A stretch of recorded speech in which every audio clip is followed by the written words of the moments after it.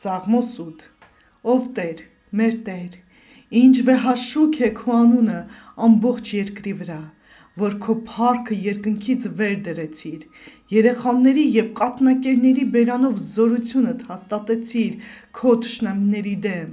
որ լռեցնես թշնամուն և վրեժխնդիր լինողին, երբ որ տեսնում եմ քո երկինքը, քո մատների գործը, լուսինն ու աստղերը, որ դու հաստատեցիր,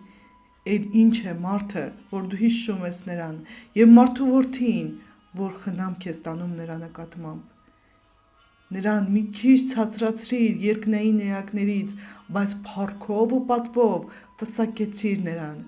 Դու իշխան կարգեցիր նրան քո ձեռքի գործերի վրա, ամեն բան դրեցիր նրա ոտերի տակ, բոլոր ոչխարներն ու եզերը, նաև վայրի գազանները,